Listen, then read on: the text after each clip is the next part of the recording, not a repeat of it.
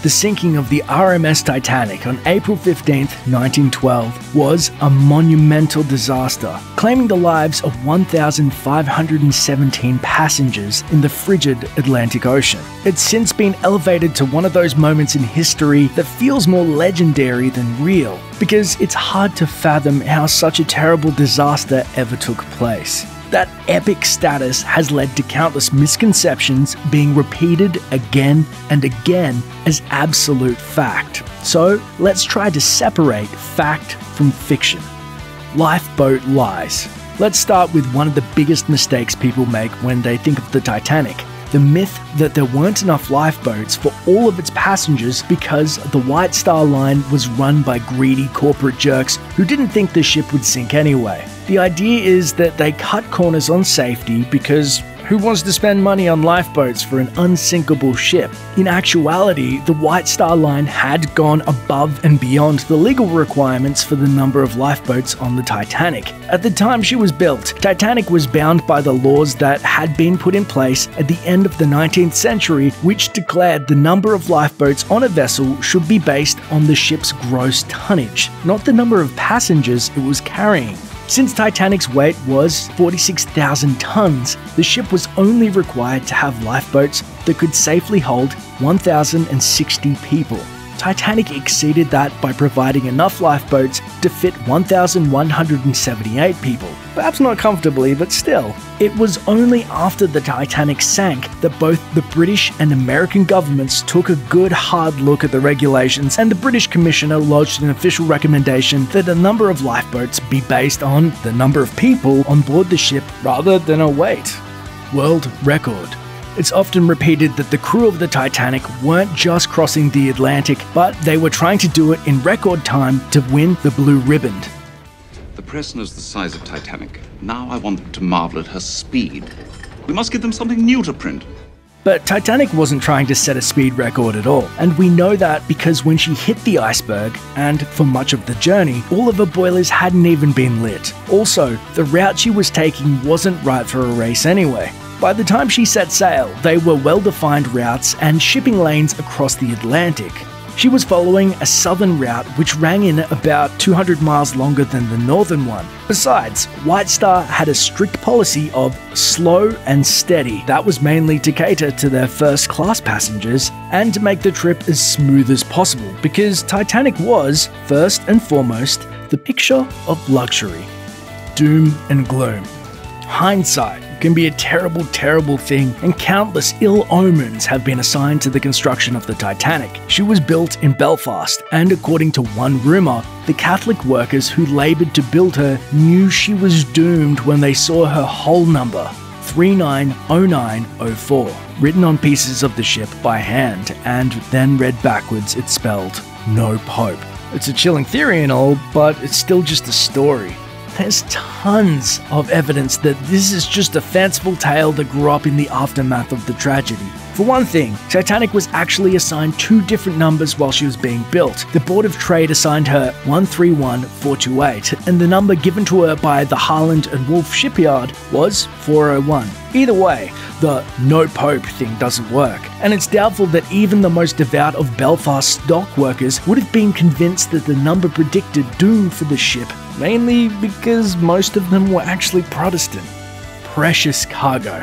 Another myth that often crops up when people start looking for a reason for what happened is that the Titanic was carrying some kind of Egyptian mummy and a curse, or that she was weighed down with a gold bullion. Neither of these things were true though. The mummy legend was first written by a London journalist named William Thomas Stead, who wrote a story about a mummy that had been removed from her tomb in Egypt and taken to London, where she brought destruction to everyone in her path. Stead linked the story to a very real mummy that sat in the British Museum, belonging to a priestess of Amun. So when Stead suggested that the mummy was a cursing machine, people ran with it, and when he later died on the Titanic, the mummy legend became linked with the sinking ship. But the mummy in question still rests peacefully in the museum, so that's one myth busted. There was also no gold bullion on the Titanic, and we know this particularly because we have the cargo manifests, partially because no claim was ever issued, and partially because the ship that was actually carrying that gold was the HMS Lorraine, Atlantic, another White Star ship that came out of the same shipyard as Titanic and sank in 1917 with the metal on board. Sure, it was a bad few years for White Star, but the gold curse wasn't on Titanic. Bubbly break. Another legend that's made the rounds is that when Titanic was launched and christened, the champagne bottle smashed against her hull didn't break. It's thought to be bad luck when that happens, and a sunken ship killing thousands is pretty much the definition of bad luck. Thing is, no champagne bottle was ever broken or not broken on Titanic's hull, because White Star never did the launching ceremony with any of their ships. The process of getting the ship out of dry dock and into water is impressively complicated enough, and White Star apparently didn't buy into any pomp and circumstance or care about appeasing any ocean gods. Of course, given their track record, maybe they should have. Cross-dressing salvation. Another rumor that's held water over the years is that one male passenger dressed up as a woman to secure a seat on a lifeboat. Not only is this one not true, but it ruined the life of a man who was said to have done it. According to William T. Sloper, he escaped in a lifeboat because he was simply in the right place at the right time. There weren't enough women and children to fill the lifeboats, so whoever was there got in and launched. Other eyewitnesses' reports verify that that's exactly what happened, except for tabloid pioneer William Hearst, who never let the truth get in the way of a sensational story that would sell more papers. His journalists ran another story claiming that Sloper had disguised himself as a woman to get on board. Sloper could never live it down and was called Skirts for the rest of his life. He even had to build a wall around his house to keep the curiosity seekers away, and the whole thing seemed to add insult to injury. This only proves that something doesn't have to be the truth to be repeated as such. And while we're on that subject, Captain Kook. Let's talk about the sad tale of the Titanic's captain, Edward Smith. There's a whole lot of stories about him and how he contributed to the disaster, from pushing for the speed record we've already debunked to ignoring warnings about icebergs. Smith didn't ignore iceberg warnings, he had them all posted in the chart room. He's often accused of having failed his navigation test, and that one, at least, is true. While yes, he failed once upon a time, he eventually passed the test with flying colours in 1888. After that, he went on to be a successful captain. He was called the Millionaire's Captain because he was so good at his job that most anyone who could afford to request a certain captain chose him. As for the stories that he committed suicide before the ship sank, it's uncertain as to how he spent his last moments, but some of the final eyewitness reports of his activities place him on the bridge about 7 minutes before the ship sank, meaning that however he died, we know that he did choose to go down with his ship. Sent to steerage. As myth and the movie would have it, third-class passengers were locked below while first-class passengers boarded their lifeboats. And when you look at the numbers, it seems logical that this horrible fact would be true.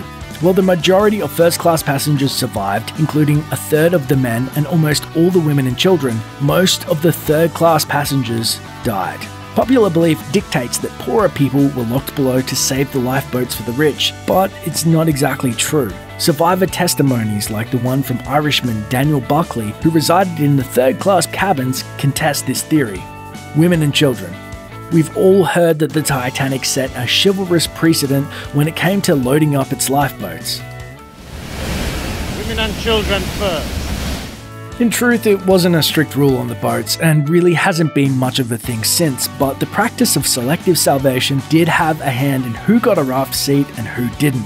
There were two different men managing the lifeboats on each side of the Titanic. On the left, life rafts were overseen by Second Officer Charles Lightoller, who took the captain's orders seriously, and as a result, there were almost no male passengers saved on his side. On the right was First Officer William Murdoch, who was in charge. He took a slightly different approach, which was still to put women and children on first. However, if there were no more waiting and ready to go, the men were ushered on. In the end, Murdoch and his flexible interpretation saved 62 more lives. In the ship's final moments, Lightoller jumped into the water and was the last survivor, picked up by the Carpathia. Murdoch's body, meanwhile, was never recovered. The idea of women and children first was around before Titanic, but it was the shipwreck that firmly entrenched the idea into maritime law. So how have we done since then? In a study of 18 shipwrecks and 15,000 passengers involved, children had only about a 15% chance of surviving.